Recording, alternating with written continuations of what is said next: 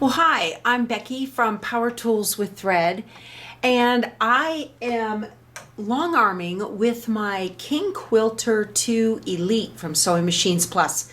And I have Pro Stitcher Premium on here, and I wanted to show you a really easy and fun way to make placemats on those panels that you might have that have placemats on them. Probably if you've been quilting for any length of time, you may have panels in your stash. And a panel, if you're new and you're like, what's a panel? A panel is usually a pre-printed quilt panel is exactly what it is. But a lot of panels are designed to be snack mats or placemats or something like that. And I have got these two panels right here. These are from Joanna Figueroa from Fig Tree and Company. They're from 2022.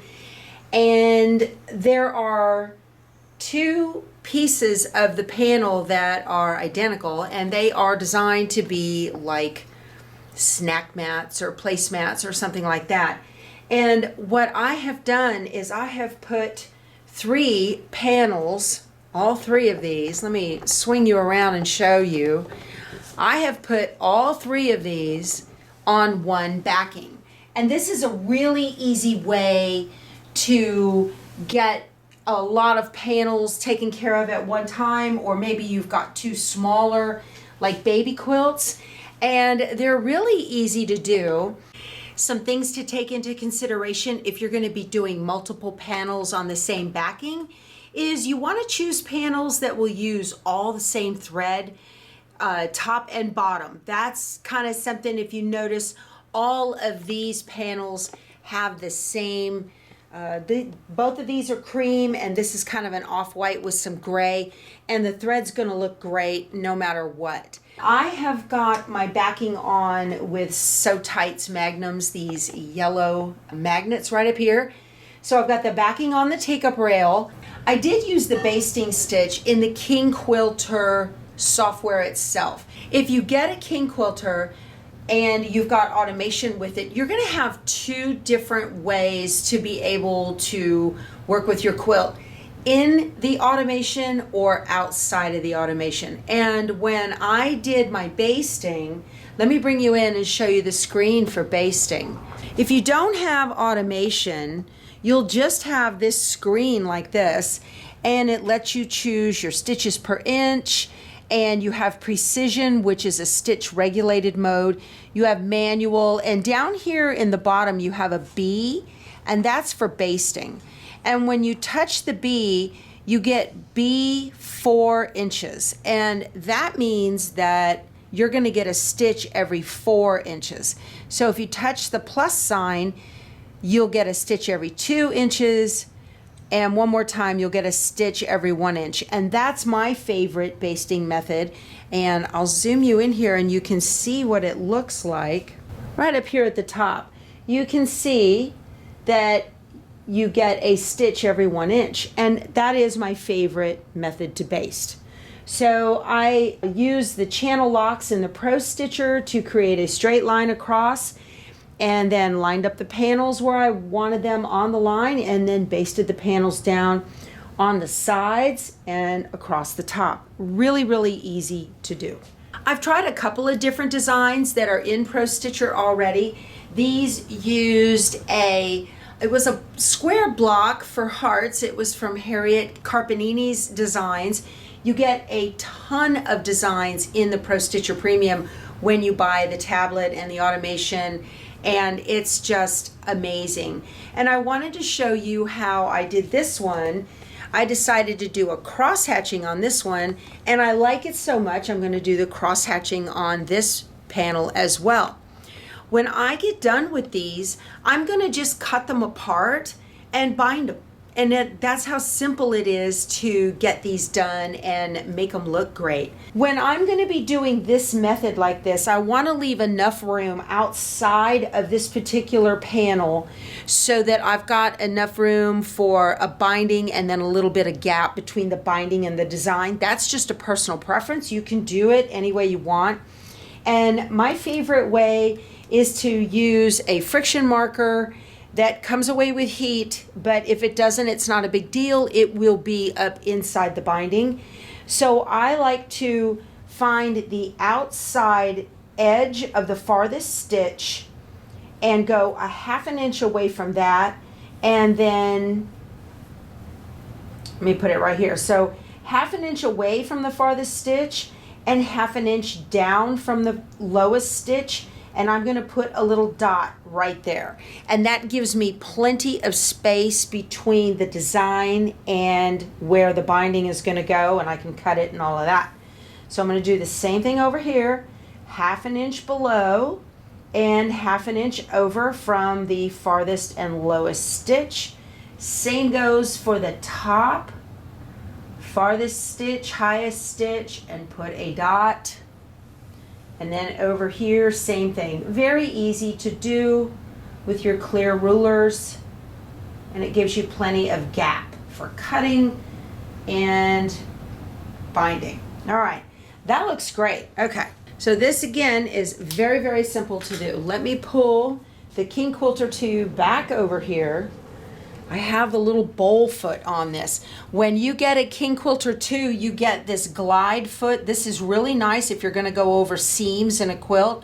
It comes with it as well as the ruler base. That's a very nice feature for that.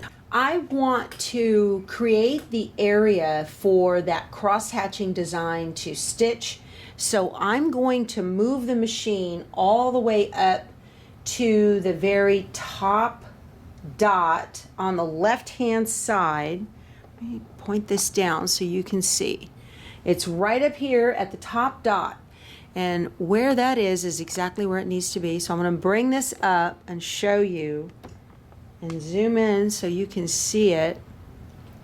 And I'm going to go to the area tab right here, and we have a button for 2 corner. I'm going to touch that, and we get a ding and it tells us 2 corner. Okay, and now I'm going to bring it all the way down diagonally to the bottom right dot. So my little laser is sitting right on top of that bottom right dot, and I'm going to touch 2 corner again. And there is the area point, and I can't see it right now, so I'm going to touch down here at the bottom of the screen. There is a little house. That's your home button, and there is my area right there. That brings everything right into focus. Now I need to put the design in there. You just have to choose it. It's just like choosing a file on a computer. It's so simple. I'm going to go to File and Design. I'm going to touch the Design star, and I've already got it right here, 45-degree grid 1, but to find that, you go to Open, and you get a choice of all of the designs that come pre-installed. Now this one, it's Sweet Dreams Quilt Studio. If you're not sure where you are, there it is right there. It's C:design Sweet Dreams Quilt Studio. You can scroll up to, they're in alphabetical order, Sweet Dreams Quilt Studio, and it's the very first one, 45-degree grid 1. I'm going to touch that and click Open. Now it popped out down here, and I want it to be in there. So really easy to do. Again, just a couple of clicks. There is a Modify tab right up here at the top. I'm going to tap that, and I'm going to touch the Skew button. Now, over here on this side panel, we have No Skew, Skew, and Border Skew. If you touch the Skew button, it'll jump right in there where you need it to go. And there it is. That's how simple that was. It's very easy to do. So now I'm going to move the machine up to where it's going to start. I've got a green circle up there, and that is exactly right on that purple dot.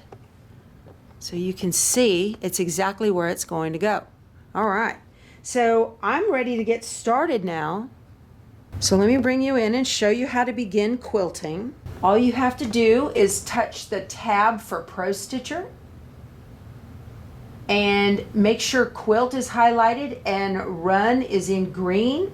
I'm going to grab my bobbin and just touch. Now I have stitch on, start and end tie-offs, and pull up is on. So I'm gonna touch run, and it's got some warnings and some settings there. Make sure your needle is up. I'm gonna tell it proceed, and it just did a single stitch, so I can pull up my bobbin. Let me show you. So I've got it here. I'm just gonna slide it underneath to get the bobbin thread. Okay, that's it. I'm gonna bring it back up to the screen, and I'm going to hit resume, and it's gonna do a 3-stitch tie off. There it goes.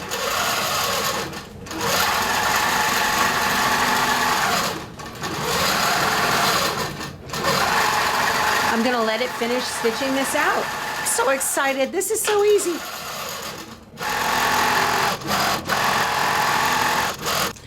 I do want to point out that OptiStitch is part of ProStitcher. So OptiStitch is on, and before I got stitching on the previous one, I had come over here on this side panel right over here, and I touched the customize button. I set my acceleration percent at 27 and my speed percent at 69. That just slowed the machine down, and that has worked out really, really well. Stitching beautifully, and there's no broken threads or anything, and it's working beautifully now. So I'm gonna hit resume.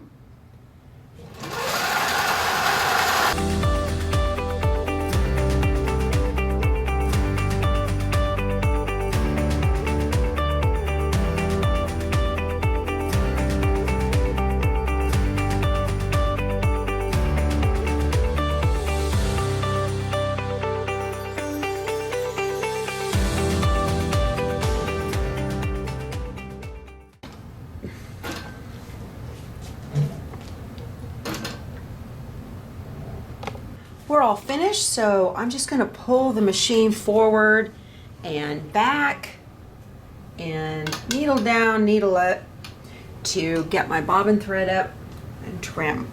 This just turned out absolutely beautiful, and it was so easy to do. I really, really love this. I've got 2 more of these panels at the bottom of each one of these that I'm also gonna do cross hatching on, and I'm gonna be done in just a couple of minutes. Boy, I love this over the domestic. It's definitely worth having a long arm. So if you are interested in the King Quilter II Elite from Sewing Machines Plus, I think you will absolutely love this machine. For the price point, it is the best money spent, and it's a fabulous machine. I am using it on the 10-foot frame. If you've got any questions, you can always reach out to the salespeople at Sewing Machines Plus.